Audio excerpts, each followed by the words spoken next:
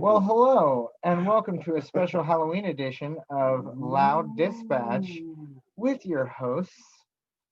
Hi, I'm Mark. And I'm Cheech, and our special guest today is my brother, Michael Piskor. Mikey. Booty, guys. Hey. How you guys? We're doing good. How you doing? Did you say boo, you guys? Yeah. Boo. Just trying to Boo. little scared. Yeah, no. Can I recite the Five Little Pumpkin book? We got the little skulls here too. No. Oh, I read it all the time to my son. Uh, It's so easy too. It's like literally like 15 words. we read Goodnight Ghoul. Good Night Ghoul. But we read there's also like a Goodnight Ghoul Pittsburgh one. I have Good Night Pittsburgh, and then we do we have to go the fuck to sleep. Oh book. boy. Yeah, it's a good one. It's a good one. But yeah, so before we start today's spooky episode, we're going to talk. We want to thank thebuddiebandana.com, since I mumble. And what they do is they make gear that you and your pet can sport, matching stuff, and all purchases benefit dogs at homeless shelters. Mm-hmm. And you can use code WOOF for 40% off, and help some puppies and some kitties and stuff. Yeah, that's good. Okay, so now we're on to spooky. Oh, I want to say power to the Steelers, 6-0 before we get spooky. Well played. You guys, a hell of a game. Luck played a little part of it. The refs played a little part on almost losing. Big but face way to go. Yeah. Man, your face was funny. Not that you're gonna listen to this, but it was funny. Anyway, so okay, here we go. With that being said, welcome to the spooky edition. It's getting close to Halloween. So we thought we should do, and we should turn the lights out. We should. Let's do it. You want to do it? I'll pause this. We can do it. I paused it. I already met. But at this point, I booked some stuff down. Oh, that's right. He's got to read. Never mind. We got the LEDs. My thought was the LEDs. Yeah, what the hell, dude? You could put on. Look, check it. Oh, we could do red though, huh? Yeah, we can do red. Oh, I kind of like this. All right. All right. Are you in the mood? Are you? You know what's funny is in the mood? Feels like they're not even on. Wait, you have it on orange. I don't know, man. I'm fucking colorblind, dude. Come on, man. That's right. Up. Wait, this is the red. That's not a good red. That's not red. That's fucking like blue or pink. some shit. It's like pink. Their red sucks. That's orange, but it's still cool. I don't know, man. I mean, what can we take out of it? Maybe some green? Pumpkins. Oh, there's red. There we go. That's red. All right, now we're in hell. My wife specifically told me that I'm not allowed to teach her daughter colors. This is gray, and this is gray, and this is gray. All right. This is one shade of gray. This is another shade of gray. Oh, dude, it's getting worse too. Anyway, so welcome to the spooky edition. As I've said before, we have some little decorations here, a couple of skulls here, and this is Jeremy. Yeah. This one's Al. Here's Leroy. That's Leroy. And then that one's Jan. Yeah. Spelled Juaghwn.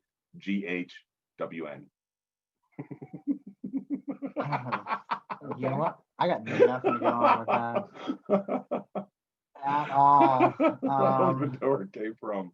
I don't either, but that was pretty good. That was for a fly moment. Yeah, right. I thought you were. What was that show? That was like an improv show that was on for like. Yeah. I took improv classes. They were so much fun. You can tell. I could tell. Improv. Quick, you're at a bus stop. So wait, you gotta have your phone. Okay. Yeah, right. So today we thought that we would talk, since it's approaching Halloween, you know what I mean, coming up this week, spooky ooky.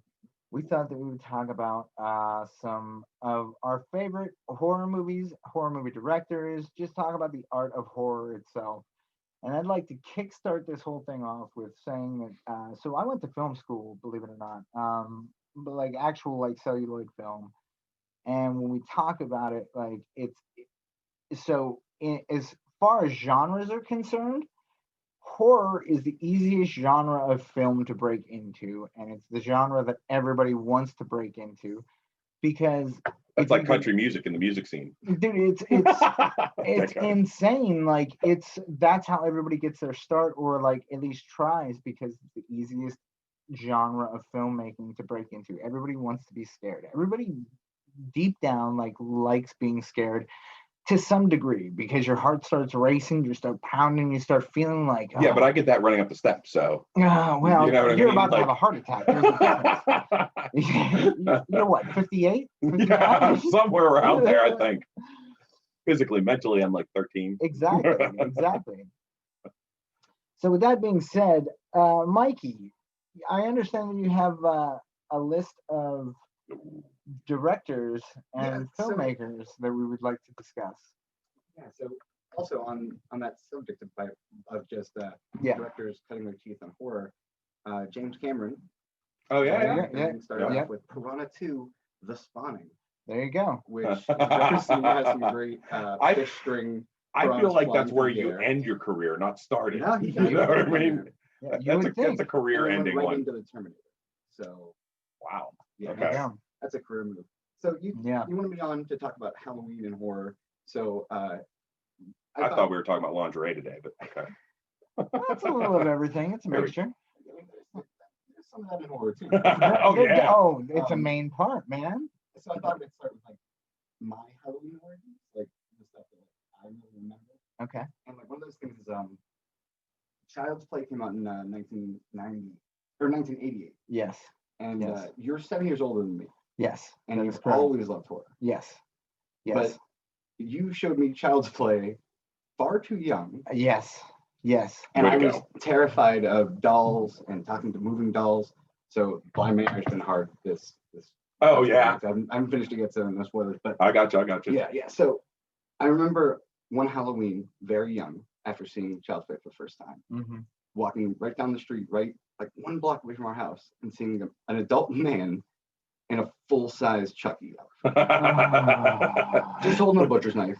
Yeah, nothing major. So his head was like, it was just insane, and it just like broke me. So like that added to it all, and I hated horror movies. And I'll add one more on top of that, was that you and Junior Eddie, and I'm just saying, you locked me in a closet. Yeah. Or in a small room at least. Yeah, probably. And you showed me Texas Chainsaw Massacre. That's probably true as well. Yeah, I did. I apologize. In retrospect, you're kind of a shitty big brother. I didn't know, but like, here's the thing. Like, I was just trying to be cool for like the other Eddie, but like, instead of like we were both into the same shit. So it was like, I get it. I'm not putting apology here. I'm only saying this because I was still so scared of horror movies. Yeah. And it wasn't until I was like 9 or 10. And you always worked at a video store when I was a kid. Like that was just a thing. So I was always in a video store and always would stay away from the horror aisle most of the time. But then I was like, I remember that. Before I leave, I'd run through just to look them all. I remember that. You know. So anyway, okay. We were going to Grandma's house to watch movies, like we always did. Right. And you showed me Evil Dead 2. Yes. Oh, good. Yes, I remember this. Yes. Changed my life forever. Yep. I've been devouring horror at a crazy Once you level. realize horror can be more than just scary dolls and fear. Yeah. It just like it changed everything. So with that said, like, do you guys have any like major Halloween origin stories or anything that like pops in your head from like the earliest of memories? Mark, I'll let you go first. Not trying to put you on the spot or anything, I'm just saying. I could have set this up better. Sorry. Oh yeah, we could have definitely known this was coming. I'm glad. On the spot, do I have like? Are we talking like Halloween or like have things scared the shit out of me and made me either like? Okay. Either or. I've definitely been in a lot of old abandoned places at night, alone or with friends and weird things. And so I grew up very religiously. And so the idea of spirits and stuff being on Earth is not necessarily ingrained in me. So the idea of there actually being ghosts isn't something I totally believe in. Maybe there is, I don't know, but so maybe that's part of why I'm not a huge horror person. I was just gonna say, makes sense, right? But I love real life, like scary people. That's kind of shit that gets me. You know what I mean? Yeah, like serial killers. Serial killers, yeah. True horror. Like it's just, Wait till you hear our ad in the middle of this. No, God. We think he might be a serial killer. Yeah. Anyway, so oh yeah, we don't have a problem. Yeah, it's cool. No. Stay away from me. We're good. This is weird as fuck, man. I bet you got a windowless van. Shut up. Like, I would totally want a windowless van though, but only because I want to camp it. Well, yeah, you wouldn't be. It has nothing to do with murdering people. Oh yeah, yeah. Oh, I love that. Oh yeah, but no like free candy inside. So those things have always like played an effect on me. I saw some horror movies young, but like even The Exorcist, I saw it pretty young, and I kind of got bored during it. And I'm sorry, I know that's like sacrilegious to you guys, but a lot of people but like I don't know. I've never been affected by that kind of stuff. I think my fears are all based on like something happening to family or friends that I can't help, you know what I mean? Stuff like that more than anything. Yeah. So I remember it was my grandmother, like practically like, you know, I was at her house a lot growing up. And what's crazy is like, you know, she made me watch The Exorcist at a very, very young age. I mean, I can't even tell you how young I was, but she made me watch The Exorcist. And that's why I got like it tattooed on my body, because like it made such a lasting impression on me. It scared the living shit out of me. And then like she would have me watch slasher movies, and at the time like what was big you know in the 80s was like all these slasher films and stuff. So like I remember growing up to like Michael Myers and Jason and Freddy Krueger and like Pinhead and like the Candyman like sagas. You know See, I've never seen Candyman. I've never seen any. I never watched any of the Hellraisers. I know them all. I just don't watch them. And that's fine. Yeah, like I'm more like the Leprechaun, where it's like funny stuff, where he's like using the Leprechaun in the Hood or whatever it was. You know that kind of stuff. Yeah, those are funny. Like they made a sequel to a spinoff. Do you realize that? Right? They remade that series recently. Yeah, dude, that's what I'm saying. Like, but it's the best aspect of the whole thing. Oh man, it's so crazy how like a franchise of like, and that actually brings it back to like what you were talking about. Like, okay, go ahead. Sorry. Go ahead. Yeah. This kind of brings it back to like our circle of directors here that you got lined up here. Oh yeah. A couple of like filmmakers that you have, and maybe we can discuss like why they were so influential in as far as like horror and like let's just say like modern horror, like up to today, you know what I mean, and whatnot, like you know what I mean, like differences in like how we like watch them and like what they are. Because let's face it, like the scare is something that like has changed over the years, right? And like the scare can be anything that like drives your heart rate up to the point where you're about to be like scared. Right. You see what I mean? Like, I've been planning that for like 2 minutes. I just shot myself, so thank you. That's perfect. That's exactly how Did it work? Did it actually work? No. Oh. But you get my point. I thought that was great. Yeah, I mean, we asked just to like set it up to, you know, where it all began for each of us. And yeah. Like, my mom and my dad one night. Never mind. No. Where it all began. Yeah, but we wanted to talk about that. And it's such a thing that I love so much. So I just said I picked 3 directors that I think are really influential and important, and I have some interesting stuff here. So I thought I'd start with like John Carpenter. Right. Who's very, very influential for. I know him. He made Halloween in 1978, and Michael Myers is iconic. See, I knew that, but it's not something that like it's not prominent information that I could recall. No, you know what I mean? Here's another thing about Carpenter is that he liked to score a lot of them. Yes. Okay. Yes. Iconic. Dun, like those synth tones that he uses are something that gets reused and now homage all the time. And you see anybody who wants to do anything John Carpenter-esque will immediately try to get that synth score down. Yep. But also the first person camera of Michael Myers putting on the mask and killing his sister in the beginning is something you see. I mean, he wasn't the very first person to do it, but it was first time a lot of people would see that. And it's right. Now we use it constantly, the POV, you know? Right. So then he made The Thing in '82, which I know we were talking earlier about gore. Have you ever seen The Thing? I associate POV with something else. I'm sorry. That's where my mind went. understand. Okay, go ahead. No, No, what were you saying? You ever seen The Thing? It's up in I the think Arctic. so. I think so. Yeah, where they're in like Don't want to give too much away, but it's you don't have to worry a about it. cosmic horror film with body horror and just strange. Isn't there some like thing outside in the cold and they're in this like that's thing? Yeah, I remember it. Okay, yeah. And that was actually a remake of long time ago. The Thing from Outer Space. I want to think. Yeah. Okay. Yeah. You're absolutely right. But this was actually, and I don't think he planned this at the time, but he made a trilogy of films. A lot of people don't know that are a trilogy, and they're called the Apocalypse Trilogy. He made Christine the next year, which I just want to mention because I love it so much. It's a good movie. Plymouth Fury. Oh, okay. See, I don't know cars. Yep, Plymouth learn Fury. something new every day. I know that from everything I know from other people. They messed up a lot of cars in that movie. Oh yeah, they did. Yeah, they did. I don't know what the actual number was, but it was high. Not as high as Blues Brothers. No, but it's still the best. One of my favorite movies. And I was thinking on the way over here, if LD ever gets a car, we were talking about a van, but I think a Bluesmobile would be fucking awesome. Wait, we were talking about it? Like we talked about we in one episode we talked about like if LD was ever to get a vehicle, we'd get a wicked ass van. Oh yeah. That was in Old School where they're going around kidnapping people and that thing feels tired. Yeah, okay, anyway, back to horror. No, I just You see my hands? You see my hands? I was like, back to horror. Mark. Back to horror. So the second in his trilogy was in '87, Prince of Darkness. One of my favorite movies. That's up there. It's Ozzy Osbourne. That's it. I mean, he is the Prince of Darkness. Yeah, for sure. Yeah. Okay. He's in the movie. Like I saw him live at Ozfest. Yeah. When I was young, and he still was mumbling a lot. Heard recently he said he's never going to retire. So good for him. Yeah. I mean, but like, here's the thing: like, he's already created a brand, so like, realistically, anybody can just like Ozzy songs. Yeah, exactly. Yeah. But anyway, continue.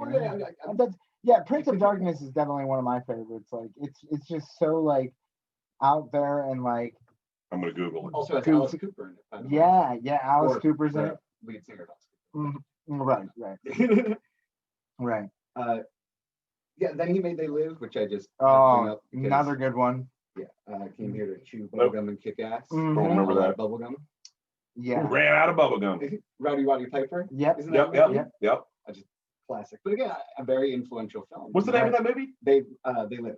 Yeah. Okay. Yeah. Oh, and that's the aliens, and he's got the glasses and shit. Yeah. Yes, that was a very visionary film. Yeah. You know, it's almost like that other one that had Owen Wilson. About everybody's like stupid. He gets put in some time capsule for Idiocracy. Yeah. He gets put. Yeah, that's another great movie. Sorry, it's not horror, but that's brilliant. It's classic. But here's the thing, though, is like Mike Judge. Yeah. This is how directors break into this field, like we were talking about earlier. Like different directors doing like one movie and then like moving on to different stuff. Like We're gonna do a segment by the end of this where we all come up with a short plot for a movie film. We'll say So if you actually have a plan to make them, don't actually put your real one on. Good. Yeah. I don't. So. Well, I was just gonna say that John Carpenter went to film school at a time when everybody was telling him to make art films, watching foreign films together, and he really just wanted to make popcorn. Action and horror. That's what he was, and he knew he could do it. Somebody said there'd be popcorn here. I don't want it. Oh yeah, there's a big ass bag of it upstairs.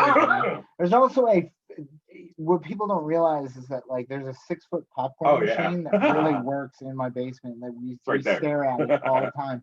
And it works. I have everything for it. We just never use it. I don't know why. This would have been perfect for it. I can get us. We can pause this and get popcorn. No, I don't want to. No, I'm really not in the mood to eat popcorn. Good. I do like it, but it drives me nuts. Yeah, it's not that great. Maybe after the break. Especially big bag popcorn like that's never fresh. Oh yeah, it's yummy. It's yummy, but it's never fresh. Yeah, I mean it's good, but it's like aired out. Anyway, well, just back to it. Yeah. Segue. I just want to mention this one as a side note. Just because I watched it recently. He made a movie in '93 called Body Bags, which is an anthology horror film. I didn't know that. It's actually a pilot that he wanted to make for a TV show where he plays the Crypt Keeper, basically. And he's Tales from the Crypt. Tales from the Crypt. Great horror stuff this there was for 93. Think about that. So Okay. Tales from the Crypt was already roaring through, and he was just trying to jump on the bandwagon. At that point, he's already past the wave that he had created with Halloween in '78. Right. So yeah, just it shows how. But that's a huge block of movies to create from one filmmaker. Then they're all classics. I mean, and I didn't even mention these are just horror, by the way. John Carpenter's Vampires is one of my favorites. Exactly. That's just movies. Like I really love the movie. And he was trying to figure out what was popular right then. Well, that's right after what was the other big vampire movie with Blade? No, that was great. Fucking love Blade movies, but I consider that more superhero. Oh, of course, comic book genre. Yeah. No, the Christ, George Clooney was in it.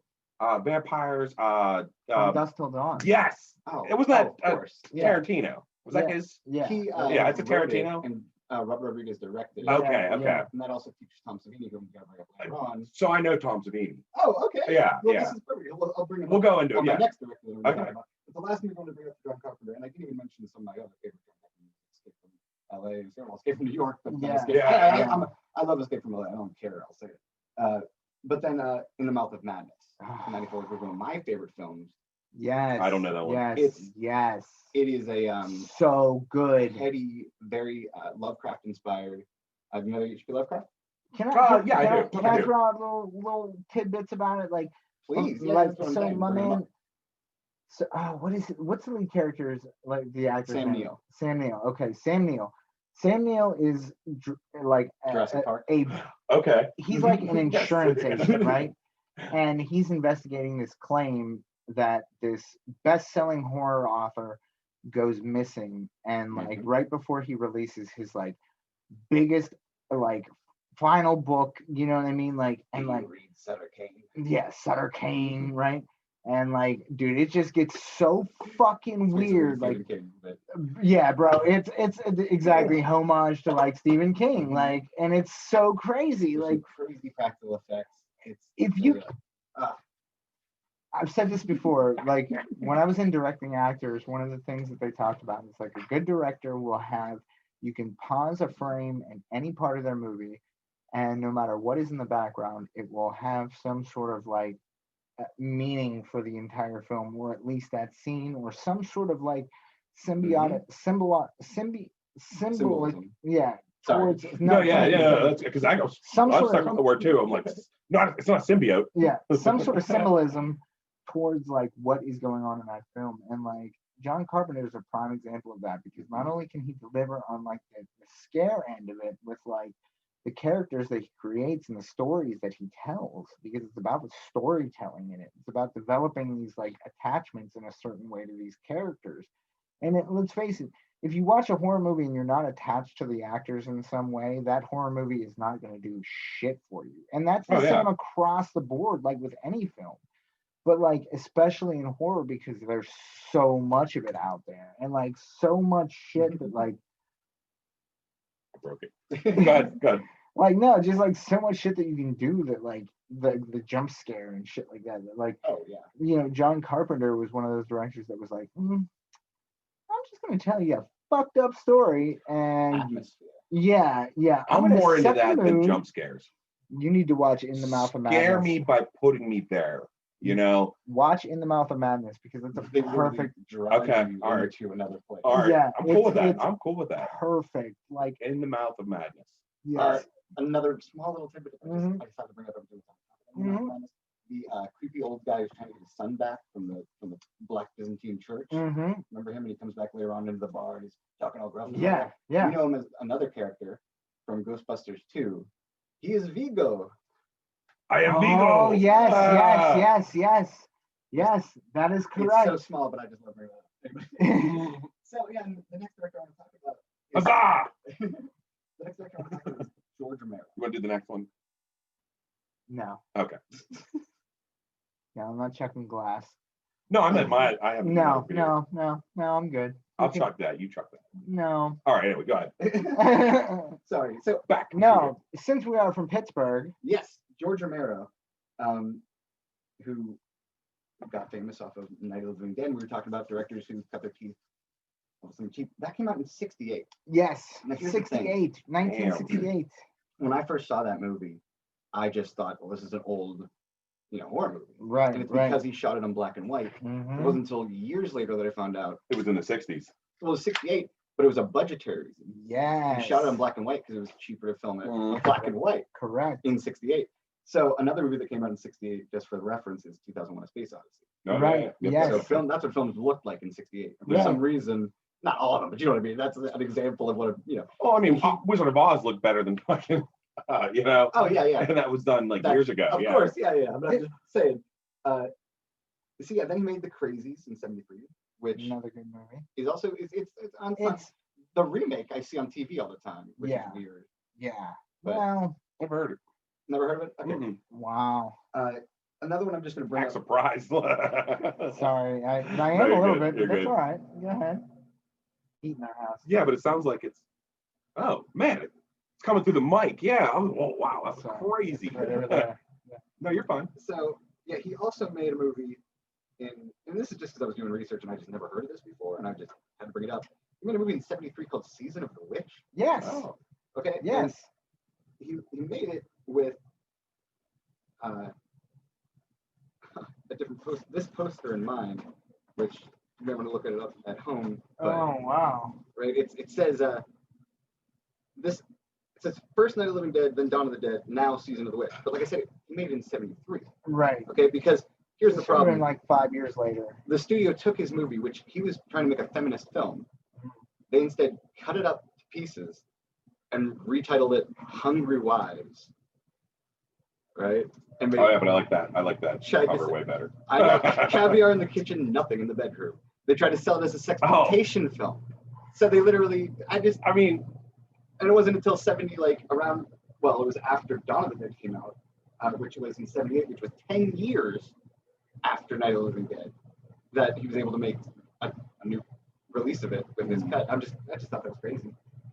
So they made Night of the Living Dead and Dawn of the Dead, and you know where I'm going with this. Eventually, he made Day of the Dead in 85, which is the big, zombie trilogy we all talk about. Right? But a lot of people don't even talk about that he went back to the well in 05 and made Land of the Dead. Yes. Then in 07 he made Diary of the Dead. Correct. And then in 09, Survival of the Dead. Yes. He made another trilogy. Yes.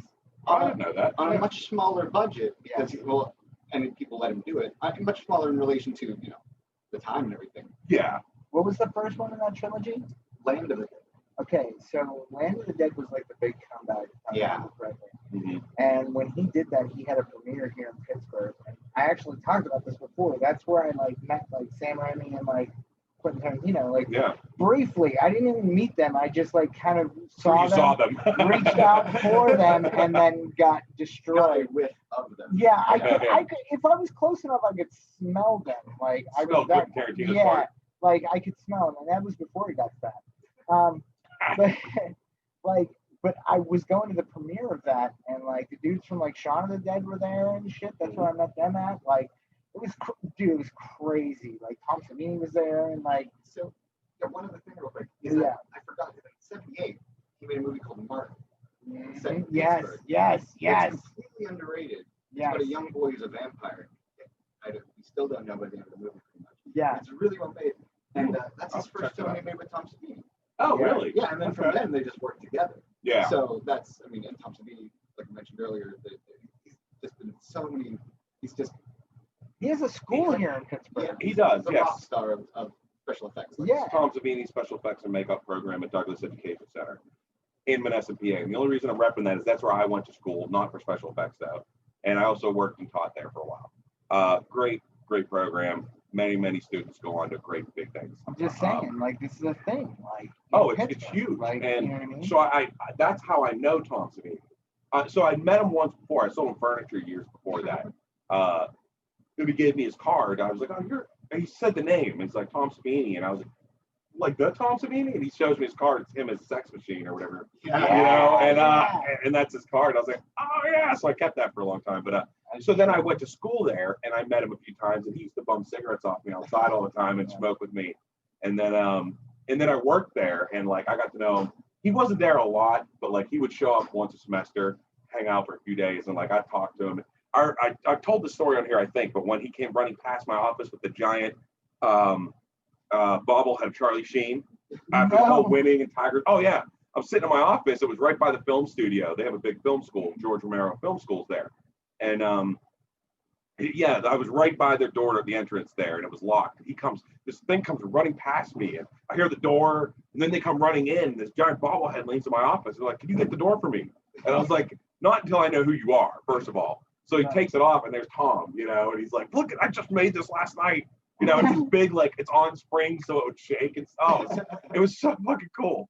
Dude, Tom. Yeah, he could be an ass too sometimes. He was real fucking kind of cocky. All right, so I don't know. I've probably told this one on here too, but like I had him so he was a guest on in one of our directing actors classes at Pittsburgh Filmmakers, right? And I'm only repping them because they're no longer around. The whole school shut down and they just closed their doors. They went bankrupt. It's crazy. So I went to Pittsburgh Filmmakers and Tom Savini came in for a class, and I had been working at a video store, so I brought in this movie because the class was directing actors. So I brought in this movie that he did with George Romero's daughter, and it was a zombie. Romero. No, and it was zombie movie, and it was called Children of the Dead. Yeah, I was trying to remember. Children of the Dead. Yes, and I remember watching it and being like, "Yo, this is fucking so bad." And I brought it into class, right, to show everybody, and we watched it in class. And then it was a week later, right? Tom Savini came in, and Tom Savini had done all the makeup on it, and I was just like, "Dude, you had some." Anyway, I didn't say any, but I wasn't even gonna bring it up because I was so starstruck. I was like, "Tom Savini, I don't say anything." And he was the one that brought it up. He was like, "I just got done working on this film for blah blah blah," and you guys probably haven't even heard of it. It's called Children of the Living Dead. And everybody was like, "No, we actually watched it in class last week. It was pretty fucked up. What the fuck were you thinking?" He was like, "No, you haven't seen it." And we were like, "No, we just watched it. We literally, it was last week. Here's the disc." I'm late on returning it actually, which is crazy. Because I work there, and he got so fucking pissed off at me. We had a break where we went out to smoke a cigarette, and he's out there smoking cigarettes, signing autographs and stuff. And I was like, "Hey Tom, I'm such a big fan of your work. You know what I mean? Oh my God, you're amazing." And he was just like, "Uh-huh." Yeah. And I was just like, "Oh. Here, I'll sign this for you." All right, dude. Not even that. Just straight up, fuck you. Yeah. And I was like, and I was so heartbroken. I'm sorry. I'm not gonna I know some shit. I'm not gonna say it, but yeah, he's kind of just leave it. But he did some good stuff, and he was always nice to me. So. Well, George Romero, he passed away in 2017. Yes. No, wasn't it more recent than that? Mm-hmm. Was it 2017? Yeah. Christ, it's been 3 years. Yeah, man. Oh, I thought it was last year. No, man. Wow. No. Old. Wow. Right. When you're missing 2 years. Yeah. Well, oh, it's weird. I mean, anyways, good. Well, I remember reading Whatever. this when he passed away, but I looked it up again today. It said his wife says he left behind dozens of finished or half-finished scripts behind. Oh. Yeah. That could be made into a movie. And on the bottom of that website, it said Deep Cut, Season of the Witch. On a related. Oh, really? I was just like, wow, what are the odds? So Deep Cut. Thought I'd bring that up too. Yeah, so they're trying to bring Season of the Witch back into the mix. Yeah, cool with that. I'm all right with that. I'm okay with that. Yeah. So to some of this. You mean Disgruntled Housewives? Wasn't that what it's called or something? Anyways, go ahead. So yeah, the third director that I'm going to talk about is Wes Craven. Yes. And he got started in '72 with The Last House on the Left. Yes, that is correct. Which is a gritty, I used to live in the last house on the left. That's serious. It was the last house on the left of the street. Yeah. It just went dead. That was it. Yeah. But the premise of the movie is so creepy. I've seen that one, but it was a long time ago, and I'm pretty sure I was inebriated. Yeah, more than likely. I mean, it came out in what? 72. 72. So you would no, that's not what I'm thinking at all. No. Whatever I saw was isn't there a more modern version of Last House on the Left? Yes, there is. They it was a lot early 2000s or something. And I'm gonna throw this little tidbit out there for you, unrelated, but if you are a filmmaker, right, and you ever want to make a Stephen King story into a movie, an adaptation, he will sell you the rights to any of his stories for $1. and you can. There are stipulations with that. There are, but for the most part, like you can have like any rights to his stories for like $1 to like make them. You know what I mean? Granted, if your movie becomes like, I just want to own it. Like if I buy the rights for $1, can I resell them for $1 million?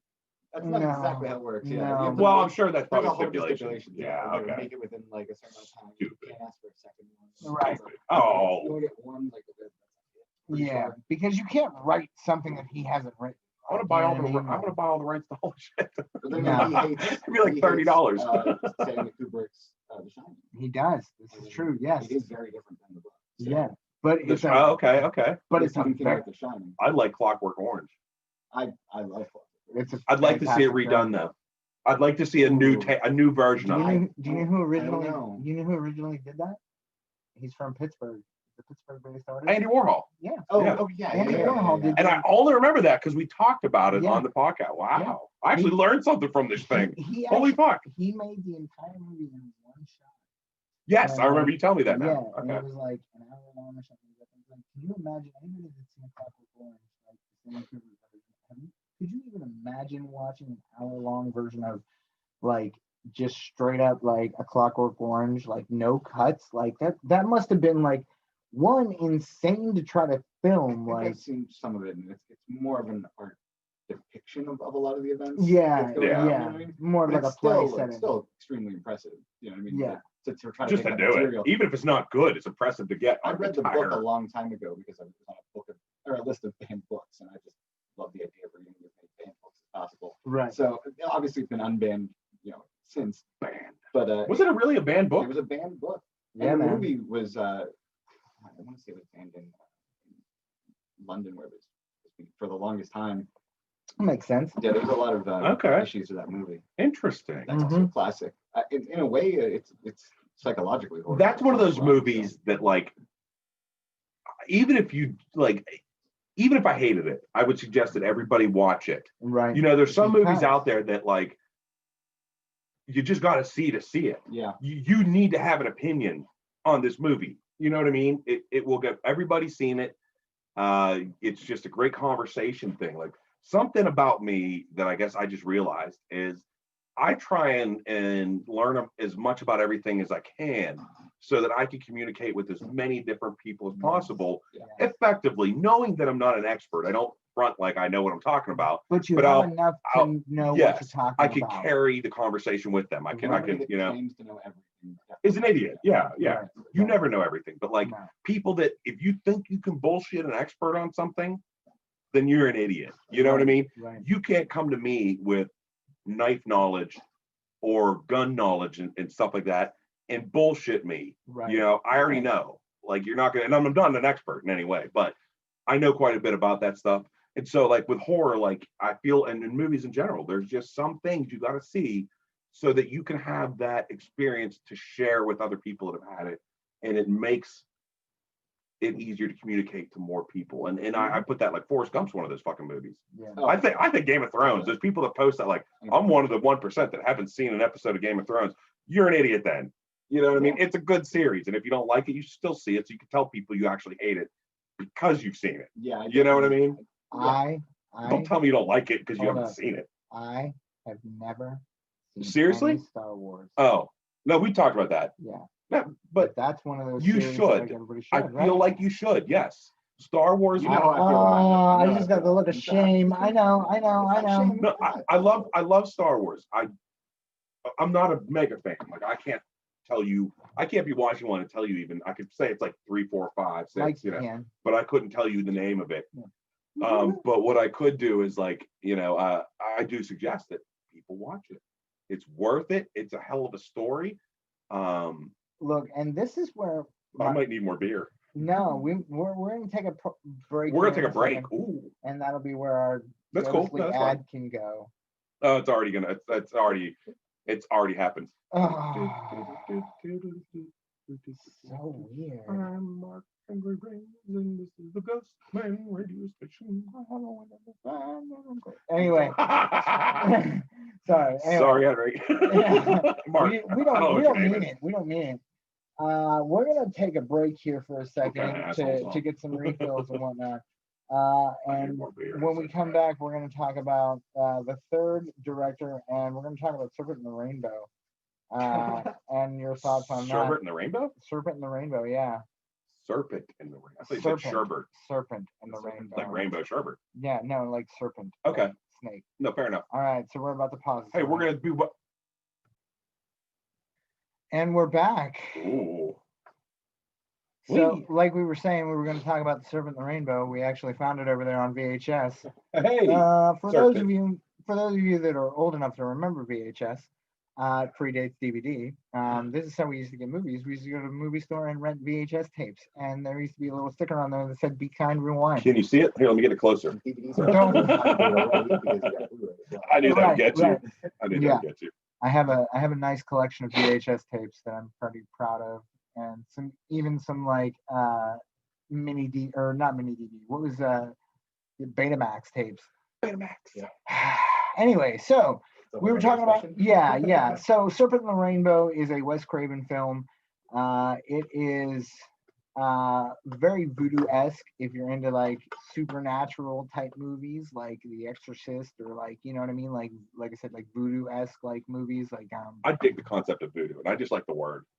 Oh, dude, the word is just so cool, voodoo. I've said it before, like we have a place here in Munhall or in Homestead called Voodoo Brewery that does like fantastic beers, and like kudos to them. But like realistically, like I've gone to what I don't want to do that. You do that. So I no longer throw it at the camera because I feel bad. Thank you. Yeah, you're welcome. I appreciate it. Yeah, they don't like it. I don't mind it. If we did this live, I would throw beer cans at them too. No, you wouldn't. We'd get sued. No, beer can, not a bottle. Anyway, so it's one of those recommend movies. It's on my like probably top 25 list. It's actually kind of like a zombie movie too. Yeah. Based on, okay, wait.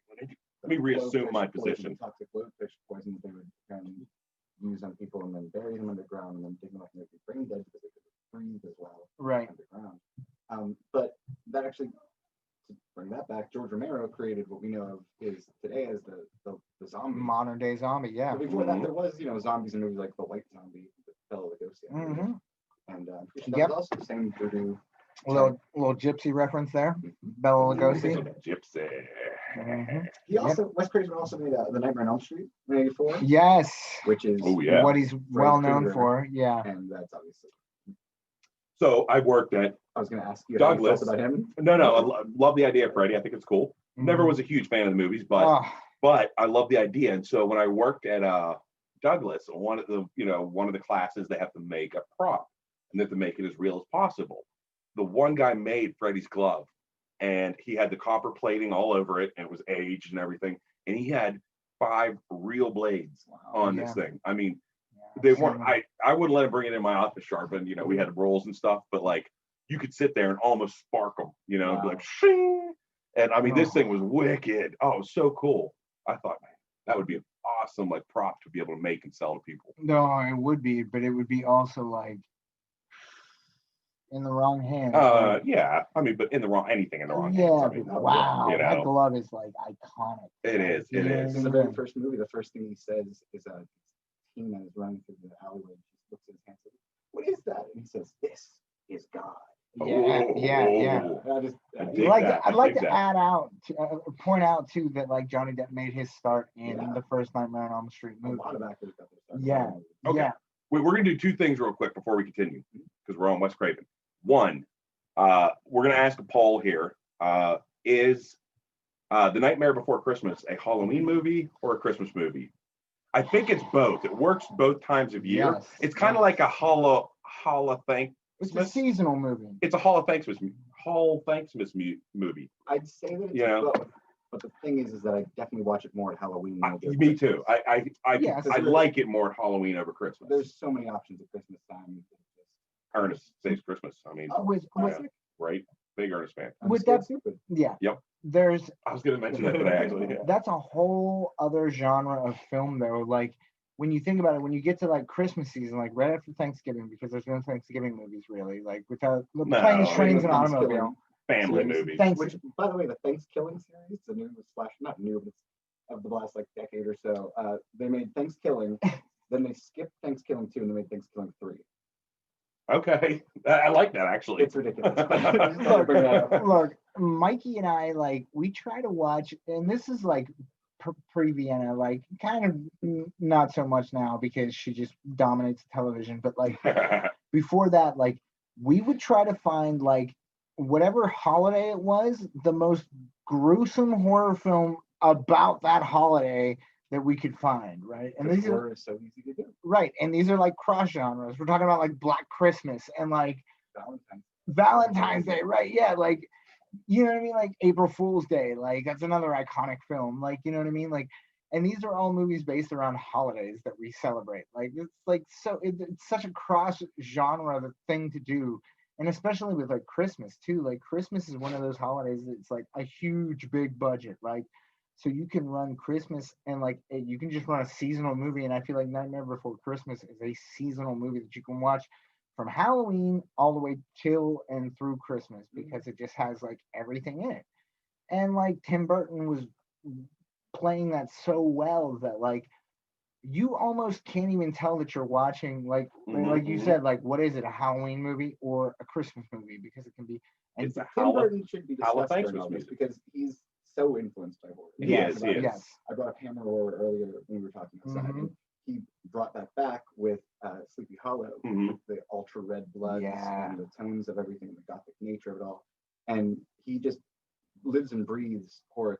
He does. Yeah. Frankenweenie is a movie we were watching because of Vienna, and that's a black and white film, but it's perfectly made. So many horror movie references. Obviously, it's a take on Frankenstein, right? And it even ends with a burning windmill. Yes, and everything. It's yeah. But there's so many horror movie references throughout the whole thing. It's just, he's just showing himself off how much he loves horror, which is so well played too. And like it's all done in claymation, and like you're just it's amazing like what he was able to accomplish with the budget that he had and everything else. Like, so moving forward, so that's the poll. Is The Nightmare Before Christmas a Halloween, a Christmas, or a Hallowthanksmas movie? And 2, what brand of machete did Jason use? That's what I want to know. Because that was one hell of a machete. If you work in the service industry, it's called a Dexter. I kid you not. A Dexter? The machete brand? No, probably not the machete, but the actual like big ass like butcher knives that they use. That was a Michael Myers. Yeah, those are called like Dexters. Okay. And they're massive. I want to know what brand. I want to buy his machete because that's a hell of a good fucking blade. Just fucking Google it, man. I bet it was marbles. Anyways, okay, go ahead. So let's move on to your third director here. Yeah. So anyway, back to Wes Craven. He made Nightmare on Elm Street, and then he skipped the second one, which is a very interesting movie. Like there's been documentaries about it and stuff. It's not the best horror film, but it's definitely interesting. It's a horror film. And then he came back. He came back for Nightmare Part 3, The Dream Warriors, which is a good movie. Which changed Freddy forever too. They let him ad lib. Robert Englund let him ad lib a little bit, and he ad libbed that line, "Welcome to prime time, bitch." When he right. a girl into it, which changes his character so much from "This is God" to, he becomes more slapstick in the later movies. Which is where you get that like cross genre. Like Freddy, I believe, is more like horror com than like Michael Myers or it's like definitely easier to laugh at. Yes, for sure. Or like Jason. He gets quippy. That's the thing. Yes. And I like to point out that Wes Craven kind of brought that into the fold too. Yes. He made Shocker in '89. Interesting movie. Very interesting movie. Which, I was gonna say, very underrated. Yeah. People Under the Stairs in '91. Well made movie. Yes. And then he made New Nightmare in '94, which is such a meta film, but it also is a take on, on everything that was going on in Hollywood and horror at that time. Right. And then he made Scream in '95 or '96. Hold up. I can't remember. Hold up. Real quick, you said, and then he made Scream. Yeah. Like the movie Scream that we all... Which changed horror again. No answers. Completely. Fuck. No such luck. Anyways, good. Proceed. But like you are absolutely correct. Like that movie changed the way we look at horror. But Drew Barrymore in the very beginning. Right. And then kills her off. Right. which is such. What movie are we talking about? Scream. Oh yeah, I like Scream. Yeah. I like Scream. that was iconic. That was Wes Craven. Yeah. Okay. And it's a mystery too. It was, which wasn't happening really. Yeah, it brought to, in my opinion, it made horror very forefront pop culture. Yeah. You know, like I can't like Friday the 13th and the Freddy series, Nightmare on Elm Street and stuff. They were very pop culture-ish also. Yes. But I don't believe that they were that level of success in the commercial market. No. Like Scream to this day is as prominent as Freddy and Jason, that ghost mask, that you know. It's in the 80s, the slashers, they dominated everything. And then he comes back in the 90s and just changes it. Boom. Yeah. Here's a new look on slashers, which is a valid point that I would like to bring up real quick. Right? So not only did he create Freddy Krueger, but he also created Scream, right? And this is a showing of like things come back, like history repeats itself, like we've talked about before. Like, and horror films, if you watch them, they repeat themselves because it's like we just need a new spin on like an old classic, or we're paying homage to like another film. Or it's commentary about what's going on exactly at the time. Oh, correct. Like They Live is such a political film. Yes. If you look at it through that lens. It's a powerful movie in that way. And so it was Night of the Living Dead, even though George Romero says he wasn't doing that from an angle. He just picked the best actor. Right. By picking an African American actor for that role, that just changes the whole context of that movie, especially the ending. Right. And right. Another thing, by the way, he did in '68 that was just really amazing. George Romero. Love the guy. Love the guy. That's the end of my list, really. And then I just figured we'd talk about some horror movies we love. Like, what about the segment? What would your plot be on a horror movie? Oh, yeah. Let's do that. Here's a segment from Mark. Ooh. The guy. What would your plot be? Mikey, I'm going to let you open up this forum. Okay. Go for it. Not to put you on the spot. Well, I don't know. I've thought about writing something or doing something like that. You can't see this many horror movies and not think of how to make a better one. So, you know. Right. I would definitely have to use what I have. So I'd go for a really cheap budget. I'd probably do something that deals with maybe time and the space itself. Like, I really like the book The House of Leaves, which is a very scary concept, just the whole thing of but that's a bigger thing to talk about. Let me say that some budget, like you're making a blockbuster, like you get to make a film. Don't worry about budget. Like you get to make a film, you know. We're talking like this is gonna happen. Big budget, major film. Okay. Well, then that changes it. Then what I would go for, it would just be high concept, Lovecraftian, out of this world cosmic deities that I like the deity thing.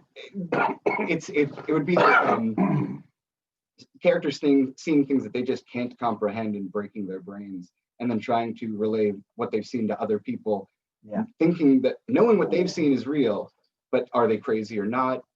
And I would just try to go for the biggest monsters possible. So like things clinging onto buildings that he's seeing and like Rampage. Sees them. Yeah, sure. Yeah. But they would be more tentacly and teethy and eyes everywhere. And that's what I go for.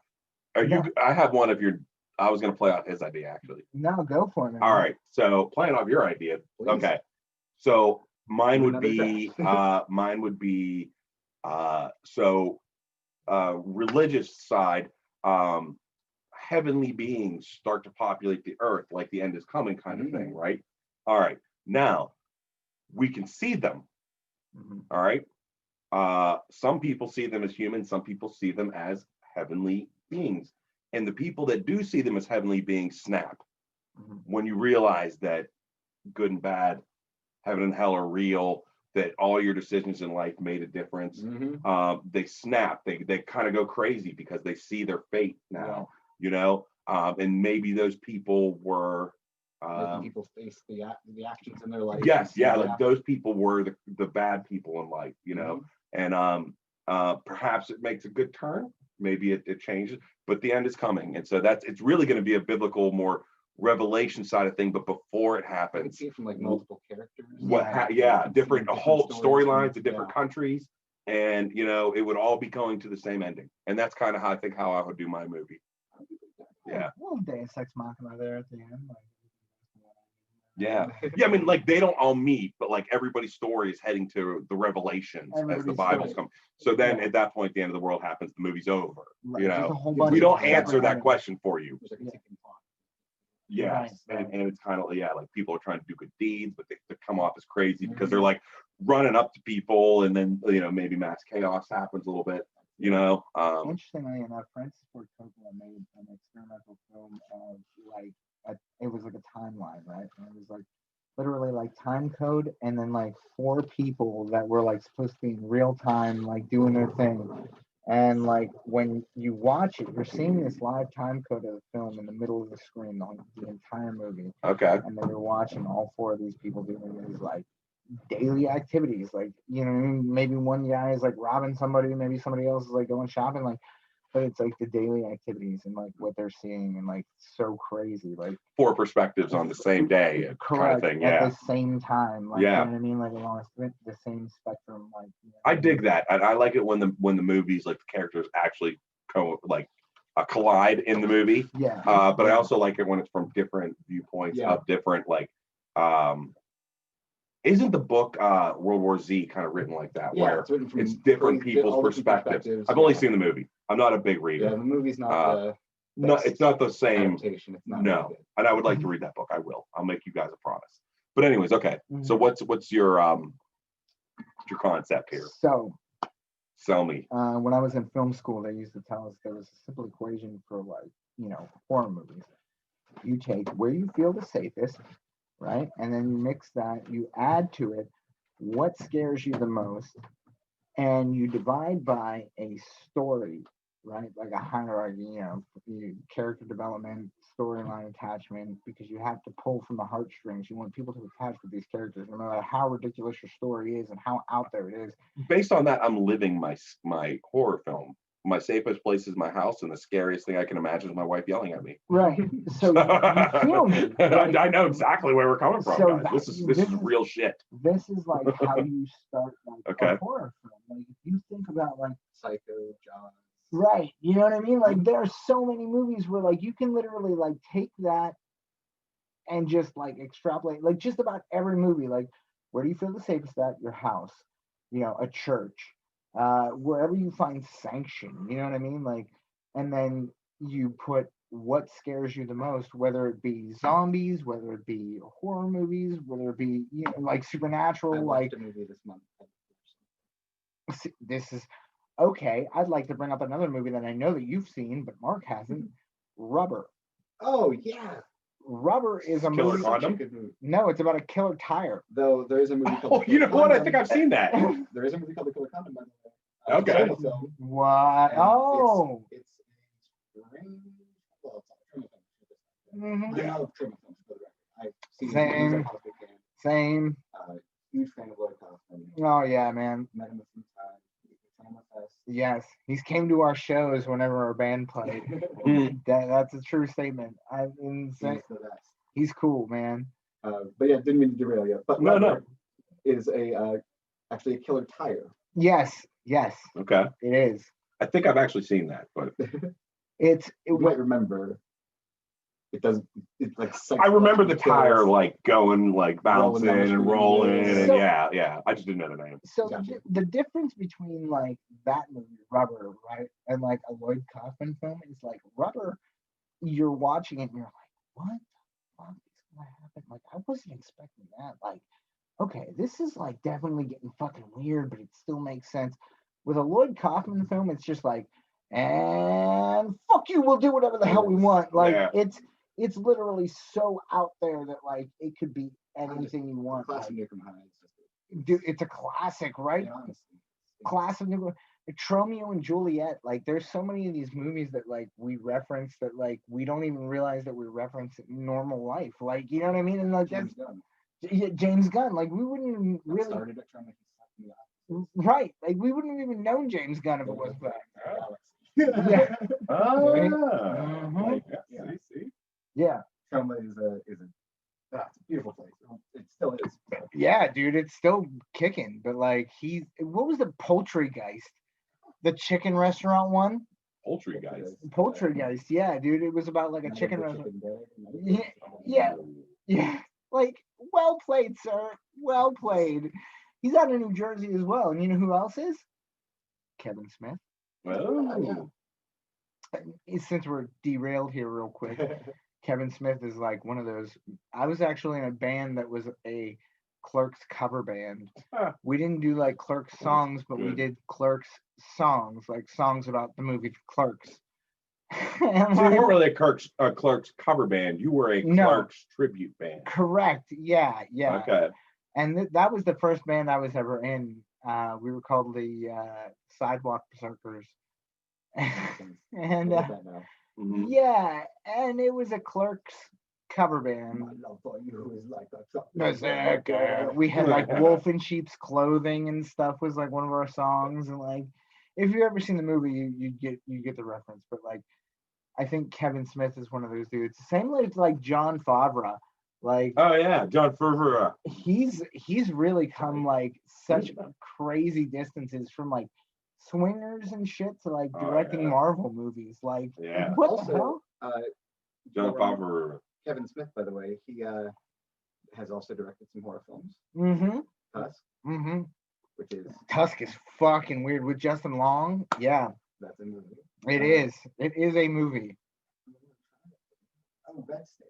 Yeah. It was underrated, especially that ending. I thought it was really interesting. I agree. I feel like it gets a bum rap because of like the context of it, but like in all seriousness, I feel like the context is what like gives it value, if that makes any sense. You know what I mean? Like the context of the movie is like, so again, circling back, like if you can tell a good story, it doesn't matter what the film is about. Like you can put it into whatever category you want. But if you can tell a good story in general, it'll get you through. Like you can have the worst props, you don't even have to show the killings in movies in order to express it. And one of the things that we learned in film school was like, show it, don't say it. So when we look at films like The Omen, right? Like The Omen only has like so much time of like actual dialogue, and the rest of it is like quiet. Or like 2001: A Space Odyssey is another example of that. The vast majority of the film is complete silence. Yeah. And like, but you're able to visually see and create the soundtrack in your head based off of what you've already heard in the film or the context of what you're seeing. You're just adding the soundtrack to it. Kubrick is a genius. Like, you know what I mean? So it's like, you got to think of it like when you're watching a horror film and you actually get scared from it, right? It's actually pulling on the heartstrings, your emotions. You're attaching to these characters in a way that like you can actually relate to them on some level, no matter how, regardless of how ridiculous the movie itself is, you're playing off of these fears. Now, with that being said, I would like to do some final thoughts if you guys are cool with that. And no. Yeah, fuck you, dude. I don't want to think anymore. I would like to ask you, in the last few years, what horror movie, because this is a Halloween episode, Mark, you have to answer it. I will. I will. In the past few years, and I'll leave it open like that, what would you say would be something that has changed horror for you? And mind you, we didn't even talk about like anthology horror, like VHS or the ABCs of horror, where it's like the ocean of horror. Dude, it's oh yeah, we have lots of Halloweens to come. Yeah, we've pigeonholed, but like there's so many different topics, and like we have many Halloweens to go. So feel free. We're gonna have a lot more of these conversations in future episodes, years down the line. Well, we could just be scary. It doesn't have to be October. It doesn't. No, maybe we'll do one around Christmas. That's like Christmas horror films. Krampus. Yeah. Krampus. Have you ever seen like a Krampus movie? No, but I know what Krampus is. Yeah, look good. Oh, dude, what's the one with what's his name, the wrestler in it? Oh, come on, we watched Santa Claus. Santa Slay. Yes, like Slay. I'm gonna kill you. Yeah, dude. Watch it every Christmas. We do. We still do to this day, and I will with my daughter as well, regardless of her age. You know what? No, let anybody say whatever they want to say. I was exposed to it at a very young age. You were exposed to it at a very young age, and you know what? My daughter is going to be as well.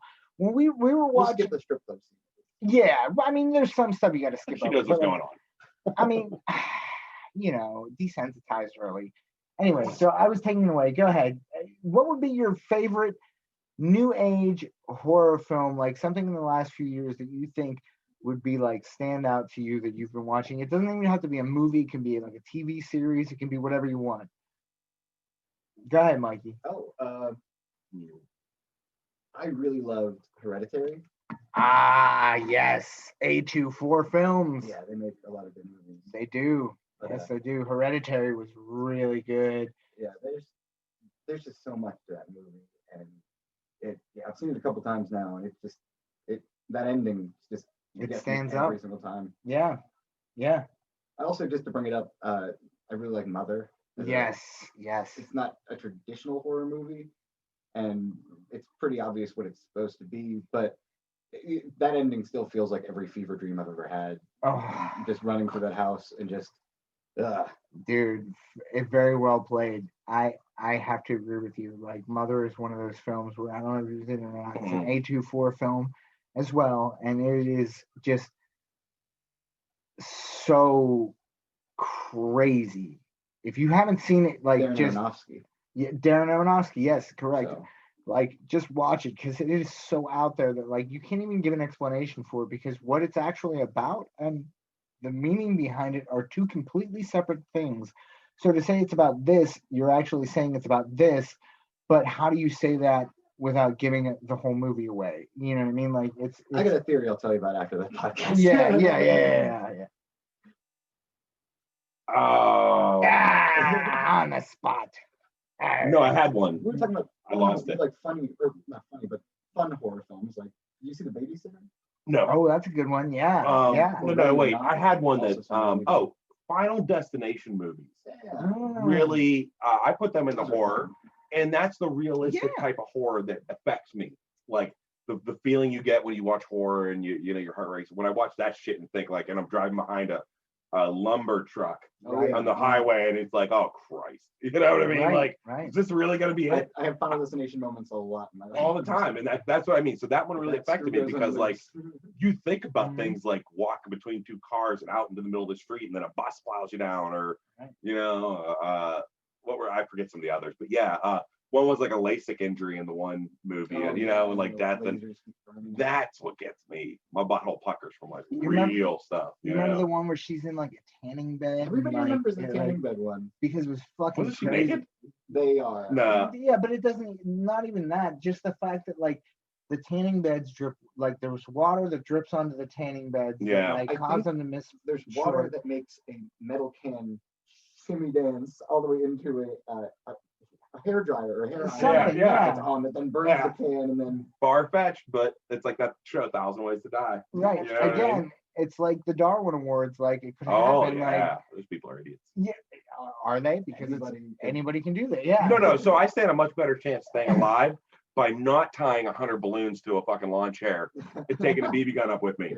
Sorry. I mean, that's common sense. Well played, but on that same token, like there would be shit that, like, on a different spectrum, that people would look at and be like, "Oh, that's fucking dumb." You know? Well, yeah. There was one that I saw in 100 Ways to Die. Two guys in bakery. Oh no! Yeah. They filled their lungs and then they died and suffocated. Oh my god. Yeah, right.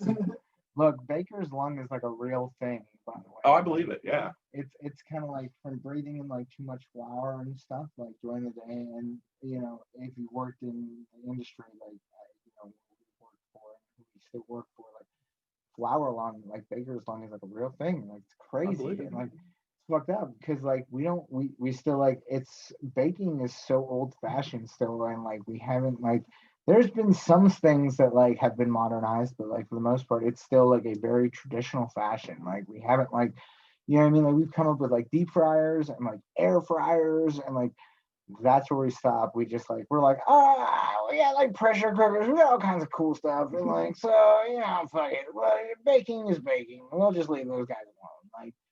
Like, but getting off topic here anyway. Yeah, right. Wow, wait. Yeah. I'm a Bible fucker. I'm gonna leave everybody with a final thought of what are your thoughts on, and I'm gonna ask all three of you because it's a real quick question. What are your thoughts on, like, live action ghost hunting, such as like Zach Bagans and like, Ghost Adventures, or like the Ghost shit on Hunters. the TV. Yeah. Which I might add that I think Ghost Hunters was like the renovation of like this era of like ghost hunting on television. You know what I mean? I believe more in Sasquatch than I believe in spirits and ghosts existing in our realm. Interesting. That's all I'm going to say. I got something for that, but go ahead, Mikey. I do believe in Sasquatch, by the way. I don't know. I want to believe. So no, yeah, more power to you. But at the same time, I watch those shows. I don't watch those shows, but when I do, it's with a grain of salt and more to watch. Just I do enjoy watching them, but knowing, like, based on my past and how I was brought up and what I learned and stuff and seen, that's just not something that's prominent in my thoughts. Yeah.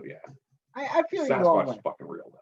In all honesty, dude, like I look at it like this, like yes, I get that, like, there might be another side. However, like from a scientific aspect, right? Like if our heart, and we've talked about this before, like if your heart beats from energy, right? And energy can't be created or destroyed, that leads me to believe that energy from our heart is going, when it leaves our body, it either leaves an like energetic footprint. So if you do the same routine over and over again, you're leaving energy there because you're just constantly working it out.